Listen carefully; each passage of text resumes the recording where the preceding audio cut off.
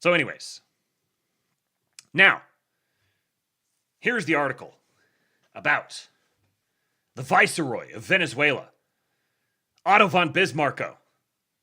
Marco Grande, some call him.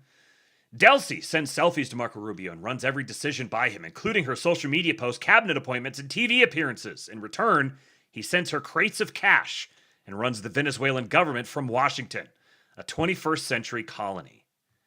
How Marco Rubio is running Venezuela from afar. The Secretary of State effectively controls Venezuela's finances, the distribution of its natural resources, and its government. His grip on the country is a vivid manifestation of American power in the Trump era. This was written by Tyler Pager and Anatoly Kermeneev, reporting from Caracas. Good night, Superior B. President Trump was sitting in the Oval Office earlier this year with Secretary of State Marco Rubio when an idea came to him. Maybe he should dispatch Mr. Rubio permanently to Caracas, the Venezuelan capital, where U.S. commandos had carried out the proudest foreign policy achievement of Mr. Trump's second term, the capture of Nicolás Maduro, the country's president. Mr. Rubio could be the next leader of Venezuela, Mr. Trump suggested. And while the president's aides say he was joking, and that he frequently teases Mr. Rubio about an overseas assignment, the fact is that Mr. Rubio does not need to move to Caracas. He already runs Venezuela from Washington. In the 6 months since U.S. forces blew open Mr. Maduro's bedroom door and snatched him in the dead of night, it wasn't the only thing they blew open, Mr. Rubio has become the de facto viceroy of Venezuela, holding sway over a sovereign nation in a way that no American official has since L. Paul Bremer III arrived in Baghdad in 2003 to run U.S.-occupied Iraq. Mr. Rubio now effectively controls Venezuela's finances, the distribution of its natural resources and its government, according to interviews with more than a dozen officials and people close to both governments in Washington and Caracas, who provided details about his involvement in steering the country's policies. Many spoke on condition of anonymity to describe private interactions and internal discussions. While he has not visited Venezuela in person since the U.S. took over, the Secretary of State is deeply involved in the country's day-to-day operations, keeping in close contact with Delcy Rodriguez, who was Mr. Maduro's vice president and now leads her country on an acting basis with the imprimatur of the United States. The two exchanged messages in Spanish on WhatsApp, trading gossip, birthday greetings, and selfies. Trying to get our boy Marco in trouble with Mrs. Rubio. Despite the banter, the relationship between Mr. Rubio and Mrs. Rodriguez is far from a partnership. It is a manifestation of Trump-era American power, in which the winner takes all, regardless of sovereignty and international law. Your defeat will be certain, your demise will be final, and your downfall will be total and complete. The Venezuelan government did not respond to a request for comment. The Trump administration did not address detailed questions about Mr. Rubio's authority in Venezuela. Mr. Rubio has downplayed his role and largely avoids discussing his work. He declined multiple requests for an interview. Tommy Pigott, a State Department spokesman, said in a statement that, quote, with renewed cooperation and sound economic stewardship, Venezuela can reemerge as a stable, prosperous partner whose citizens benefit from its vast natural wealth and strengthened ties with the United States. The direct control over Venezuela's public revenues in particular distinguishes Washington's influence there from most other countries beholden to its military and financial might. The U.S. Treasury receives the revenue from most of Venezuela's exports, then disperses it to Venezuela through the country's banking system, a relationship akin to parents handing out allowances to children. Mr. Rubio and his team set the conditions on what that money can be spent on and by whom. This system has allowed Mr. Rubio to stop Venezuela's most egregious corruption schemes. And it brings some benefits to the Venezuelan government, which uses the effective protection of the U.S. Treasury to receive revenues without being hounded by the numerous creditors seeking repayment of billions in unpaid debt. I'd like to know more about these creditors seeking repayment of billions in unpaid debt. What were the terms of that debt? Who are these creditors? You're saying that Venezuela is taking in a bunch of revenues, but they're being funneled through Scott Bessent's purview, and there's a bunch of creditors who are banging down the doors of Venezuela wanting billions of dollars. But the arrangement has also given Mr. Rubio immense leverage over Ms. Rodriguez, who depends on the money to pay workers and prop up the national currency. He also oversees the application of U.S. sanctions on Venezuela, deciding who gets to do business in the country and how.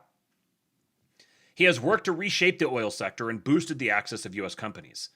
For her part, Ms. Rodriguez runs important government appointments by him, such as the Minister of Defense. Since 2 earthquakes struck Venezuela last month, Mr. Rubio has sought to bolster the country's interim government. The United States has sent 900 military personnel to Venezuela, committed nearly $400 million in aid, and delivered crates of cash to the Venezuelan government. The earthquakes have complicated Mr. Rubio's stated mission to return Venezuela to democracy. It's a setback in that regard, Mr. Rubio acknowledged last month. But the country's ability to recover is critical to Mr. Trump's ultimate goal, securing Venezuelan oil for U.S. interests.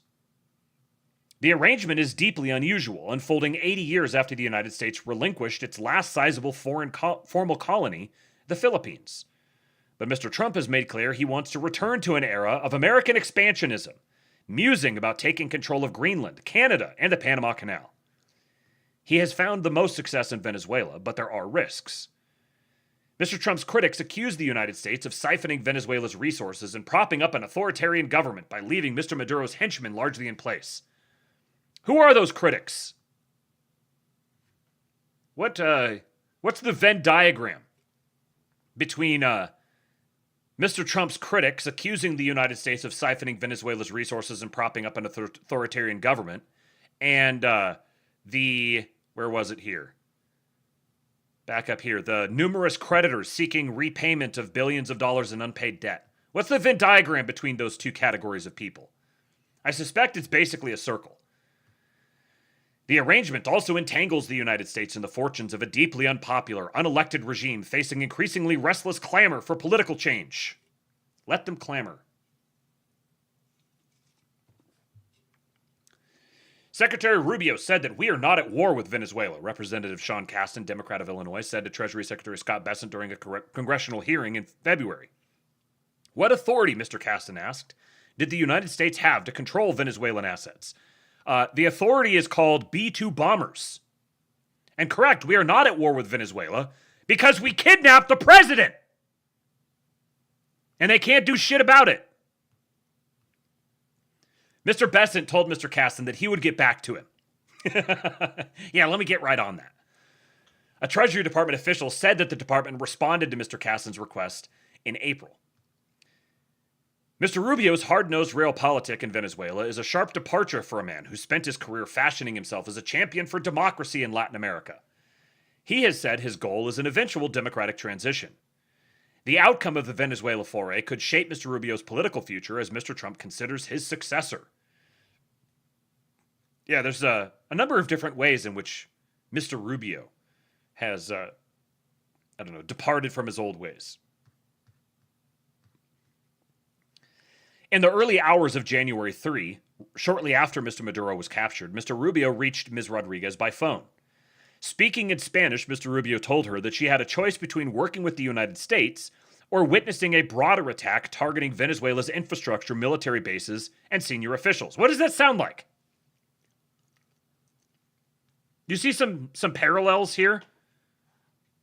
So they go in, take out the head of state, go to the next in line and say, hey, you can work with us, and here are our terms, and you will be the one who rules now. Or you can witness a broader attack targeting infrastructure, military bases, and senior officials. After some negotiation, Ms. Rodriguez agreed. What a smart decision. She told Mr. Rubio that, quote, she's essentially willing to do what we think is necessary to make Venezuela great again, according to Mr. Trump. So true, Mr. President. The president said the United States would, quote, run the country until there was a, quote, safe, proper, and judicious transition of power. Days later, Mr. Trump told the New York Times in an interview that he expected the United States to run Venezuela for years.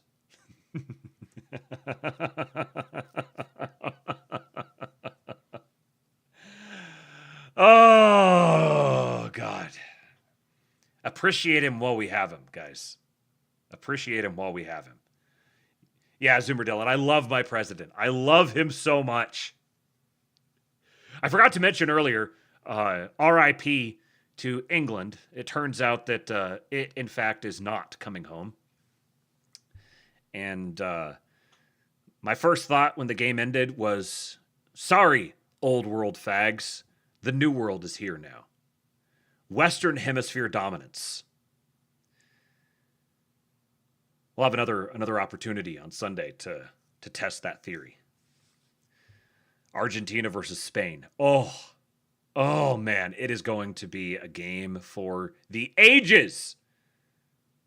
Are we going to get an MLS player winning the World Cup, winning the Golden Boot, an MLS Ballon d'Or winner? Could it happen? It's lining up. It'll be beautiful. At the center of the fulcrum is Mr. Rubio, dubbed by other officials as Viceroy, the title given to the powerful governors who ruled the Spanish Empire until Venezuela and most of its other provinces rebelled and won independence in the early 19th century. So other officials are straight up calling him Viceroy. As Mrs. Rodriguez started to set up her government, Mr. Rubio weighed in on key personnel decisions and encouraged her to purge Mr. Maduro's family and business partners. She followed through. Most Venezuelans expressed relief at Mr. Maduro's downfall, only to watch in disbelief as the Trump administration struck an alliance with most of his chief enforcers. Inflation has fallen but remains the world's highest, and the country's currency keeps losing value. You mean that they haven't rescued Venezuela's currency in 6 months? Inflation has fallen, so things are getting better, but it's still bad. Fuck these people, man. Millions are clamoring for new elections, putting pressure on Mr. Rubio to move beyond economic deals and bring political change. You're seeing how the sausage is made here. Creditors not getting their money, banging down the doors, demanding their billions of dollars in repayments, which they cannot access because that money is flowing through the Treasury. And Scott Bessent has not authorized them to receive payment for their debts. And then suddenly you get millions clamoring for elections. Before the earthquakes, Ms. Rodriguez had been asking Mr. Rubio for more financial autonomy and the scrapping of economic sanctions to reduce the domestic pressure on her government. Mr. Rubio has been sympathetic to her arguments, but the U.S. government has not released control. Mr. Rubio's work with Ms. Rodriguez has provoked grumbling among some career U.S. diplomats, Venezuelan Americans, and Mr. Trump's allies, who bristle at the idea that Mr. Maduro's chief lieutenant is in power. This is the Miraflores Palace, where U.S. and Venezuelan officials signed an energy deal in April. Billions even must vote! Billions must vote! Nevsky says, Venezuela's inflation is worse than Zimbabwe's. Looks like we got to reconquer Zimbabwe. Rhodesia will return! Mr. Rubio and other officials have dismissed those concerns, pointing to how Ms. Rodriguez has followed nearly every order the administration has made, especially those related to the country's finances.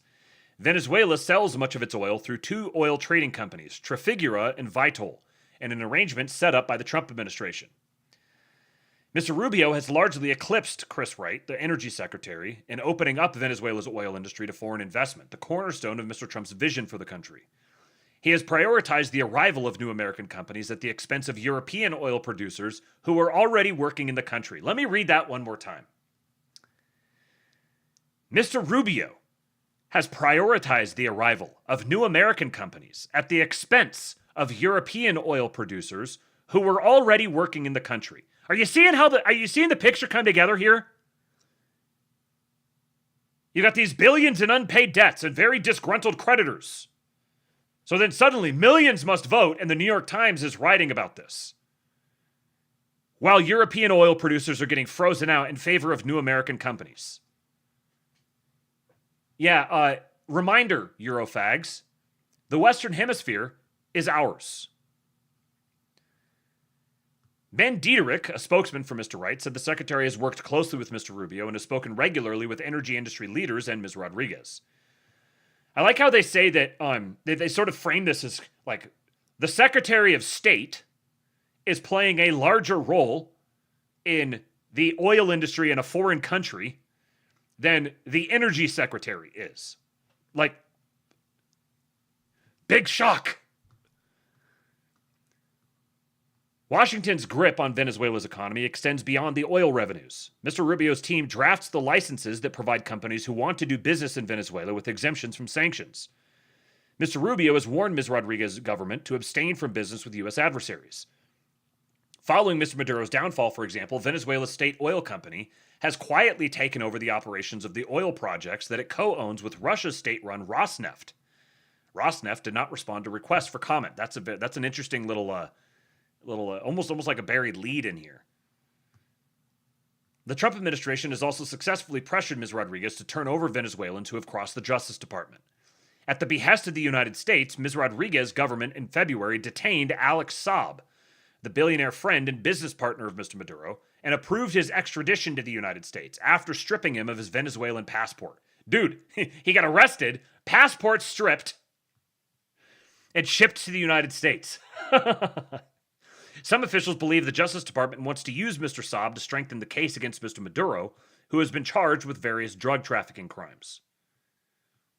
And in June, the Rodriguez government helped the United States kill a criminal boss with long-standing ties to Venezuelan officials, according to several people familiar with the operation. U.S. forces used the intelligence provided by Ms. Rodriguez officials to kill Nino Guerrero, one of the leaders of the gang Tren de Aragua, in a missile strike in a remote area of southern Venezuela. It was the first military collaboration between the two countries in decades. The Venezuelan government later recovered the gang leader's body and passed it to the United States. This is metal as hell, man.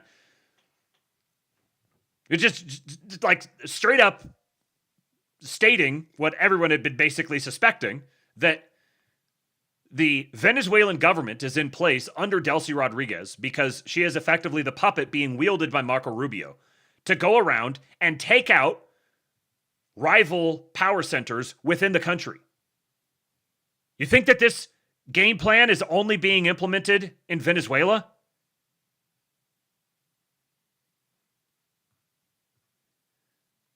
The Trump administration has accused Tren de Aragua of working with Mr. Maduro to flood the United States with drugs and illegal migrants, even though U.S. intelligence agencies last year assessed that Mr. Maduro did not control the gang. The Trump administration even exerts control over Ms. Rodriguez's public appearances and statements. In May, Mr. Rubio announced that Ms. Rodriguez would travel to India before the Venezuelan government mentioned it, surprising Venezuelan officials and foreign diplomats. When the Fox News anchor Brett Baer contacted Ms. Rodriguez about participating in an interview, she told him that Mr. Trump would have to approve. Mr. Trump loved that Ms. Rodriguez was deferring to him and has repeatedly recounted the story to others when they ask about her, according to multiple people familiar with his comments. You see how things work out for the people who just bend the knee? When the United States attacked Iran, Yvonne Gill, Venezuela's foreign minister, issued a soft condemnation of the aggression against Venezuela's longtime ally. The Trump administration communicated to Ms. Rodriguez that the post should be taken down and warned her not to publicly support its adversaries again. Mr. Gill deleted the post hours after posting it. In effect, it was an admission that Venezuela no longer sets its foreign policy. Mr. Gill did not respond to a request for comment. Reassurance from Trump. Yeah, this is how you do a puppet state. Yeah. She is Trump Marco's bitch.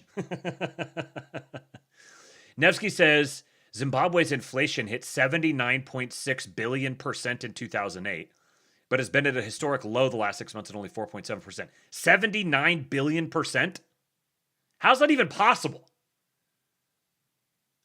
79 billion % inflation. Like, what? Well, how's that any different from, like, it's like the currency is less valuable than toilet paper. Jeff Garrick over on YouTube says Matt Dines was just talking about the Venezuelan debt restructuring on Tommy's podcast with Luongo and Vince Lanci yesterday. Yeah, I need to go back and listen to that again. I listened to it yesterday, but I was distracted the whole time. They just there were some good jokes in it, and it ended right when I felt like it was just getting started. So I need to go back and listen to that. Mr. Rubio was asleep in Bahrain last month when he was awakened by a call from the White House Situation Room. 2 massive earthquakes had hit Venezuela, and early images were grim. Entire neighborhoods were flattened, and scores of people were missing. Shortly after, Mr. Rubio spoke to Ms. Rodriguez, promising the full assistance of the United States. American rescue teams were on the ground 2 days later. Mr. Rubio has described the administration's plans for Venezuela in 3 phases: recover the economy, stabilize the country, and transition it to democracy. Before the earthquakes, U.S. officials said they were in the second phase, working to open up Venezuela to international investment. To further that goal, senior Trump administration officials have traveled to Venezuela to meet their counterparts and strike new energy and mining deals. The resulting announcements, however, have mostly been optimistic outlines of potential investments. In March, Doug Burgum, the Interior Secretary, visited Venezuela and met with Ms. Rodriguez at the presidential palace. During the visit, Mr. Rubio texted her to ask how the meeting was going. Ms. Rodriguez said it was going well and sent a selfie with Mr. Burgum. But the meeting was overshadowed by damaging news. Reuters reported that day that the Justice Department was quietly building a legal case against Ms. Rodriguez. Ms. Rodriguez's administration was shocked and sought clarification from the White House. To allay Ms. Rodriguez's concerns, Todd Blanche, then the Deputy Attorney General, called the report completely false. But the Venezuelan government sought further assurances. So the next day, Mr. Rubio texted Ms. Rodriguez the link to a social media post from the U.S. president. Delcy Rodriguez, who is the president of Venezuela, is doing a great job in working with U.S. representatives very well, Mr. Trump wrote. Ms. Rodriguez was pleased and wanted to thank Trump with a post of her own. But first, she shared the draft with Mr. Rubio. She posted it after receiving his approval. You see how it all works? She bends the knee, and because she's bent the knee, when there's a big earthquake that devastates the country, she has the Secretary of State on speed dial. She can call the U.S. Secretary of State, and he sends U.S. aid post-haste. But then also, you better keep behaving, because if you don't keep behaving, we'll let the dogs loose on you. No, don't worry. You heard about that? No, sorry. That's not real. Look, the big guy's gonna give you your props. The big guy's happy with you. Better make sure the big guy stays happy with you so he keeps giving you your props. So we can keep the dogs chained up. We're not going to unleash them on you. This is just good old-fashioned power politics, man. Before Mr. Maduro's capture, U.S. prosecutors have been looking into many Venezuelan officials, including Ms. Rodriguez, though it is unclear if those efforts have revealed evidence of crimes. The Associated Press reported in May that the Trump administration told prosecutors to stop investigating Ms. Rodriguez. The success of the efforts to bring stability to Venezuela, the second phase of Mr. Rubio's plan, largely hinges on foreign investment. But investors are cautious. The oil sector is degraded and corrupt, and Ms. Rodriguez's grip on power is uncertain. The earthquakes have delayed the negotiations for new oil contracts. Mr. Trump appears unworried. He has repeatedly suggested that Venezuela could become the 51st state. Now, of course, we could not get to an article on Venezuela from the New York Times without a mention of Maria Corina Machado. Who may lead the country on a more permanent basis is still deeply uncertain. Maria Corina Machado, the exiled opposition leader, remains the country's most popular politician. That is a unsubstantiated claim. But she has sworn enemies among Venezuela's security and military officials, leading Mr. Rubio to bypass her and settle on Ms. Rodriguez as the country's hand-picked leader. Once a staunch supporter of Ms. Machado, Mr. Rubio has distanced himself from her in recent months.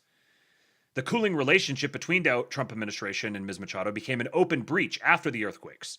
U.S. officials have refused to help her return to Venezuela out of fear of stoking unrest. So she's trying to capitalize on the opportunity for the people she works for to leverage her way back in, and they're like, no, that's not happening. Spudrucker says, Rodriguez wants her personal space to be a yoink-free zone. That's a good way, yeah. She's trying to preemptively avoid yoinking. The time frame for the final phase of Mr. Rubio's Venezuela plan, the free elections, remains undefined. When the Times asked Ms. Rodriguez in May when she would hold elections, she said, I don't know, sometime. Political analysts say that Ms. Rodriguez may be trying to run out the clock on the Trump presidency, hoping that the pressure to hold the vote would fade under his successor. For now, the question of when an election would be held is not in her hands. It is in Mr. Rubio's. You can kind of see what they're hinting at here. The pressure to hold the vote would fade under his successor. But Mr. Rubio currently has that role. Might he have that role as Trump's successor?